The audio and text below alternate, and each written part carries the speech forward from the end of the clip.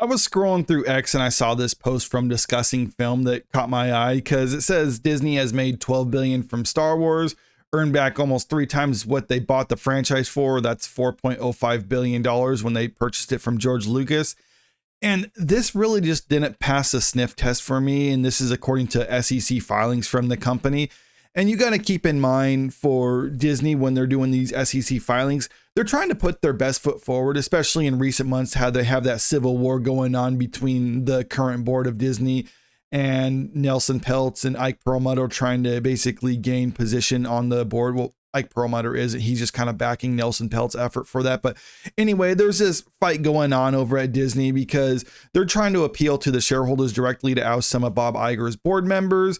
And this is Disney's response to that by trying to basically show the shareholders that, no, we're actually doing really good as a company. But when you look at these SEC filings, there's some things in there where it's kind of like, well, are you really doing that good? Because like I said, they're trying to put their best foot forward with this. And here's just kind of a quick example. I'm not going to go through the whole thing, but when they're talking about their streaming service, how it's performing, they're saying it's doing better than their competitors. Well, you got Warner Brothers and Paramount. Well, yeah, Disney Plus is doing better than that.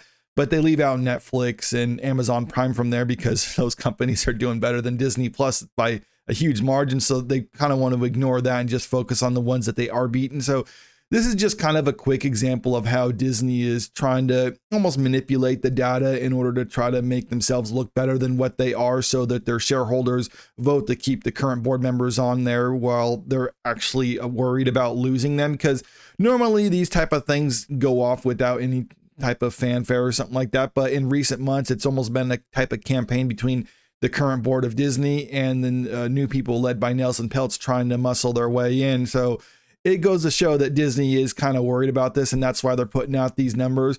But going back to this original post, I was hesitant to believe that they've made 3 times more than what they actually spent, because this doesn't necessarily factor in what they spent on the individual properties that they produced for the Disney Star Wars. It does factor in, like, yeah, 3 times more than what they paid for it, but what did they spend on all the other movies and shows and things like that for Star Wars? And that's when I started really diving into the numbers.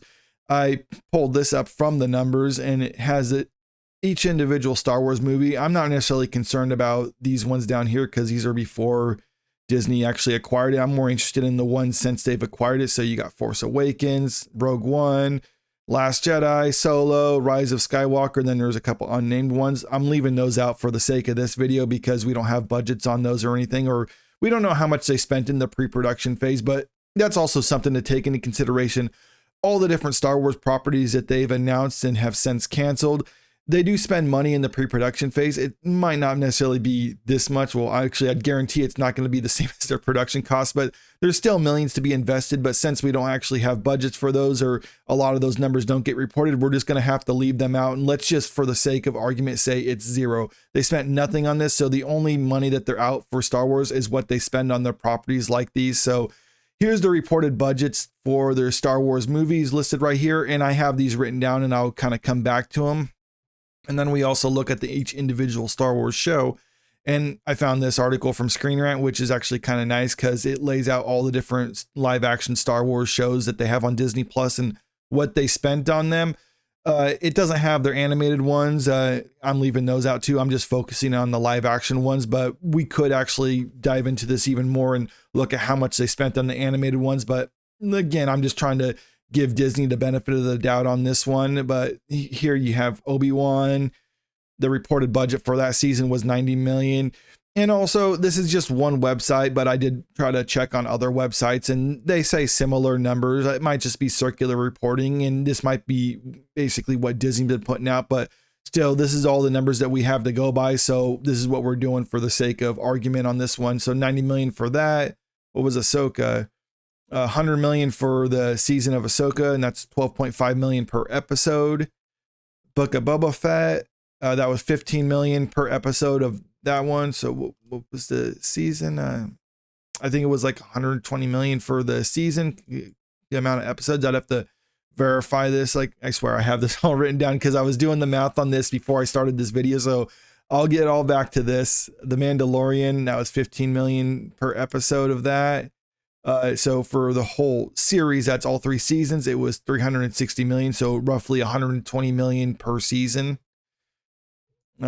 Skeleton Crew, I didn't factor this in because it's not out yet. Same with the Acolyte. I didn't consider the cost of that, even though they did spend money on this. It says 170 million so far for the Acolyte, and I think that's pretty much done at this point.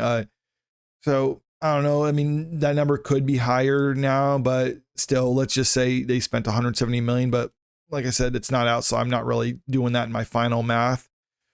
You got Andor. This was the most expensive one. What was it? 250 million for the whole season of Andor, and that one actually didn't do too well for them, even though that's probably the best show that they had, or one of the better shows that they've had.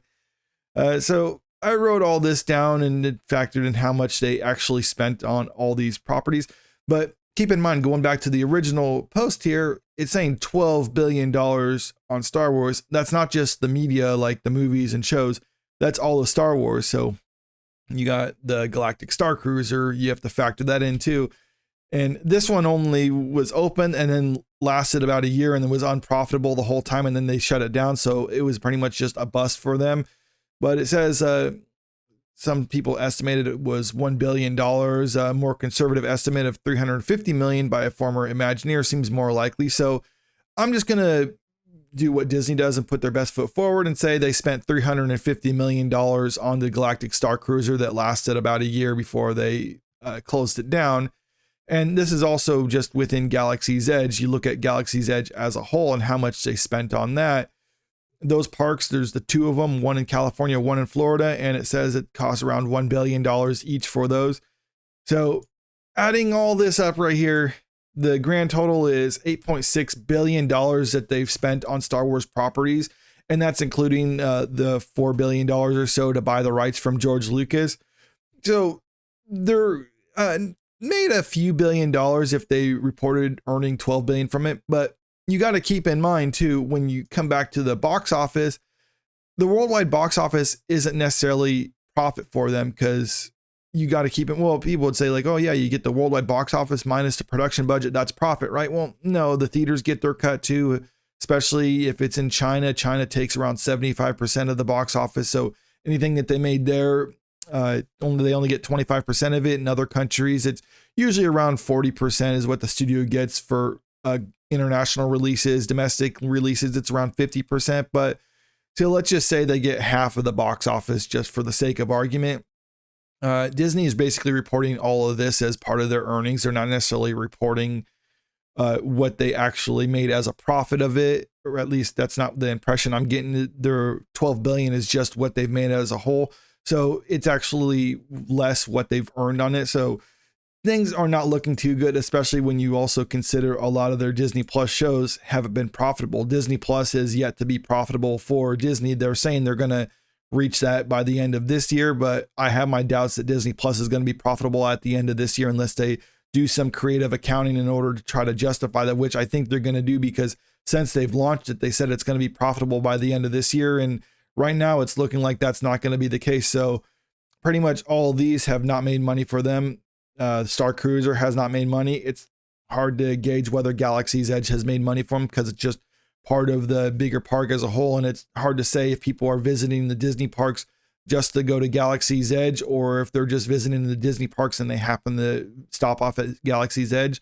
But then there's also the other issues where it's like, well, merchandising and things like that. Yes, there's money to be earned with that, but we also don't know necessarily how much they spent on merchandising. We do know a lot of the figures and stuff at stores, especially for the new sequel trilogy, are usually in bargain bins and things like that. So I don't think the revenue for even though a lot of action figures are cheap to produce, I don't think the revenue was super great for Disney in that department. So, but I don't know. We'll just assume that it's decent enough. But at the same time, I'm not necessarily factoring that into the cost here because we just don't know. This is just me kind of looking at a really high elevation and not necessarily diving too far into the numbers here, but still $8.65 billion that they've spent on Star Wars, and they've generated around $12 billion since they acquired the rights from George Lucas. That doesn't seem like it's too good for them, but I don't know. That's just me trying to look at it in this way, making sense of this, because and I saw this saying they made 3 times what they've spent on it.